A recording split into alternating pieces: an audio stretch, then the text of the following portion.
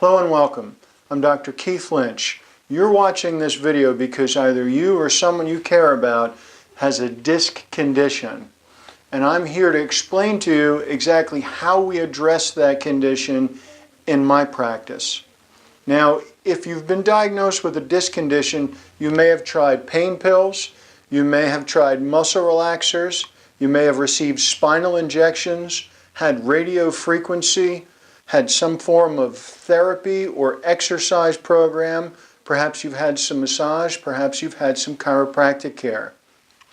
I'd like to go through what we do in our practice so that you understand better about the condition and what your options are.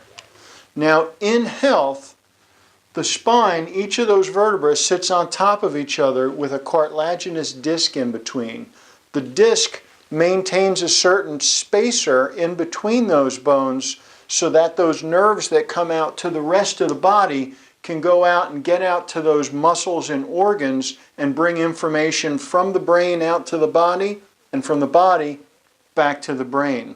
It also allows your spine to bend and move, and it's like a shock absorber in between those vertebrae. Now, at the age of about 20, the bottom and top of these bones fuse. And when that happens, there's no longer a direct blood supply going to that disc. It basically becomes what we call avascular. So without that blood supply, the way that disc maintains its health is through a natural pumping motion that has to do with proper motion in the spine. So to explain that better, when you first wake up in the morning, you're literally your tallest. Many of you have probably heard that before, and it's true.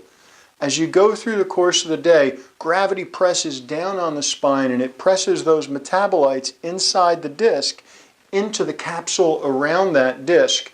And when you lay down at night, the weight of the head, shoulders, legs, and hips literally pulls that spine apart.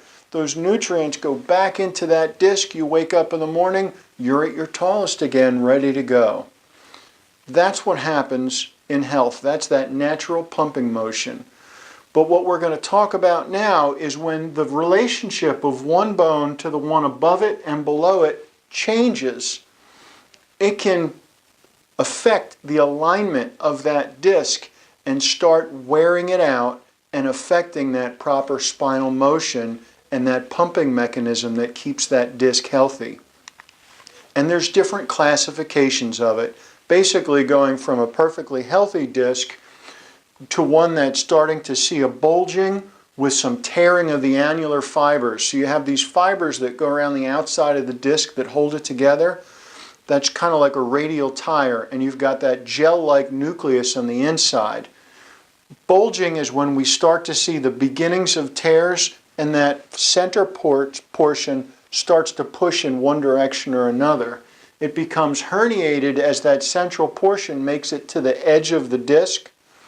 If that annular fiber actually tears open, that nucleus can start to push out from there, and then if it's sequestered or fragmented, that means you've actually got loose pieces of that nucleus inside that canal area. Typically by the time it gets to this situation down here, it's become a surgical situation, and that's what happens. So we want to try to find those conditions beforehand so that they can be fixed.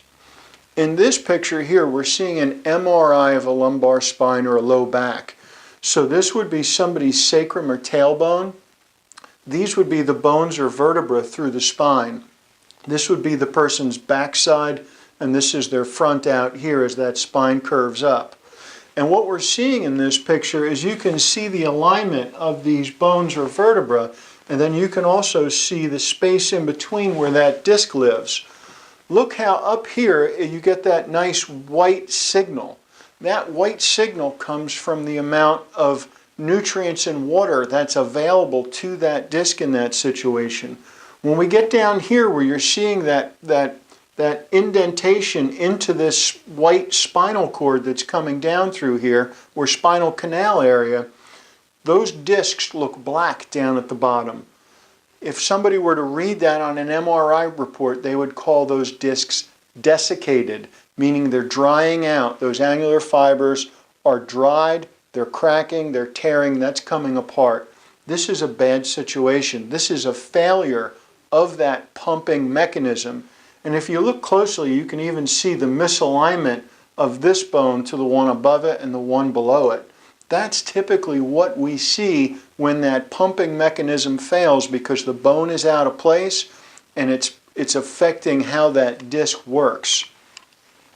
Now, if you're thinking to yourself, well, how come I have good days and bad days on this? Some days are worse. Maybe I'll have several days that are bad, and then I'll take it easy for a couple days, and it'll start to feel better.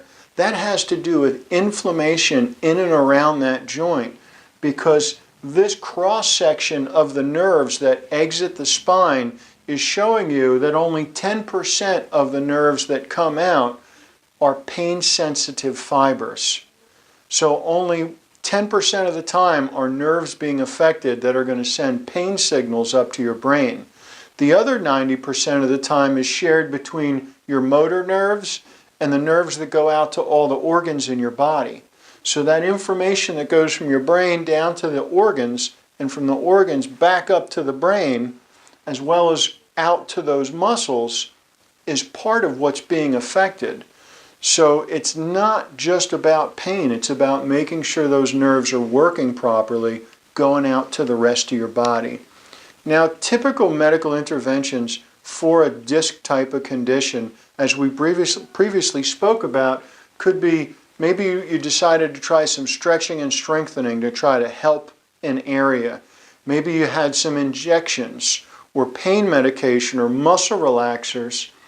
Perhaps you've even had the outside covering of the nerve burned. They do that in radio frequency, and it takes about 6 months for that nerve to heal back.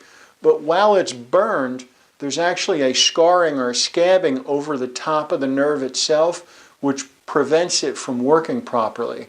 So it's almost like turning off the microphone on something. There's no information along that pathway getting back up to the brain, and that's how that type of interjection works.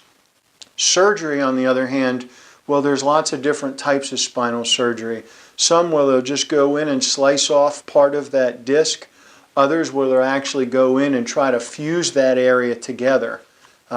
Fusions would probably be the worst option for you if that's what you're going to do, because when that spine normally bends, each of those areas opens up about a uniformly amount. That's called coupled motion when that spine bends. If you have an area where either that joint isn't moving properly because it's pinched or subluxated, as we call it, or if it's had surgery, what happens is we'll actually see the area below or above start to tear and become a problem after surgery. So you really want to wait and put surgery off as a potential for that as long as possible, because that can really put your spine in a compromised situation, which means that you're going to have less range of motion, less strength, and less ability in that spine further down the road. The other thing I wanted to mention about all of these different treatments is that none of them are actually moving the disc. So we really want to move that disc off of that nerve root, and surgery in a way does that, but it doesn't actually move the disc, it just cuts part of the disc. So you still have that disc that's out of its proper position, that joint's not moving properly, you're still going to have that degeneration continue and progress. And that's why in our office we take a different approach to it. First of all, we're going to start off with a history. I want to know how this injury happened. Is it repetitive stress, or did it have an initial onset?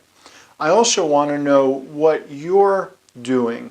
In other words, how active are you? How old are you? How much longer do you want to be in this spine of yours? Because if you want to keep it healthy, then this approach would probably be a better approach for you, because like I said, once we cut something, is it going to be stronger or is it going to be weaker later? Typically it's weaker. Not many people I know have gone to their spinal surgeon and said, hey, can I get back to playing tennis? Can I get back to skiing? Can I get back out to hiking? Most of the time they're going to say, you're going to be good now, but you should really kind of tone down on your activities so you don't damage this area. It's been cut on. It's not going to be stronger. It's going to be weaker. And when we do our orthopedic and neurological exam in my office, we're going to be able to find out exactly which levels are involved and which ones are not, so that we'll know where the pain is coming from and how it's affecting the rest of your body. We also take weight-bearing films. Now here in Central Virginia, if you've had an MRI, that MRI is typically going to be done supine or laying down.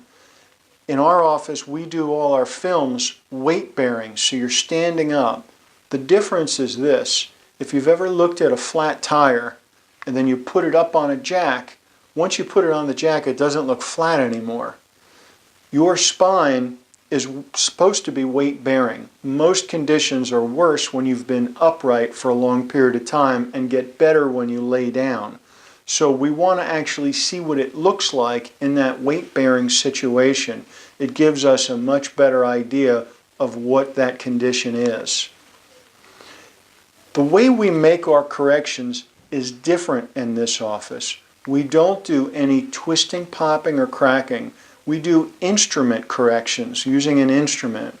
And when you're addressing a disc, what you need to understand is that most adjustments that people have had happen to the back portion of the spine. There's some pressing forward or some twisting that happens from the back of that spine. When you look at the discs themselves, the discs are actually out front here. So when we address that, we actually have to come in from that oblique angle to bump that disc off of that nerve root. And that's how we make that correction. So it's not something that we do that's rotational, and it's not something where you press from behind. We actually come around from an oblique angle and push that disc off of that nerve that's going out to the rest of that body. That's how we make our adjustments with an instrument to make that correction. It's very quick, it's very light, it's very gentle, and it's very effective. We also use cold laser in our office. Now we use cold laser because it helps speed up the healing and help restore function to that area. It also reduces pain and it helps with circulation in that area. We also release scar tissue adhesions with a percussion instrument, and we address upper and lower crossed syndromes. So patients with upper and lower crossed syndromes, basically what I'm talking about is muscles pulling that spine out of their proper position. You have to address those or the spine's going to keep going back to its other position. And I believe that it's a combination of these therapies that we do that makes our corrections so powerful, because most of the time it's going to take a multifaceted approach to get something like a disc back to its proper position, strengthen everything around that area so it stays that way and maintains that and improves in health over time, when normally a condition like this, if left on its own, will just degenerate and continue to get worse. That's why I don't recommend letting that disc just stay in that bad position and letting it get worse. Because I personally myself suffered from a disc condition and had it corrected. And that's why I'm so passionate about helping patients who have these conditions, because I understand what it's like and I really like to help them. That's why I've been doing this the last 18 years.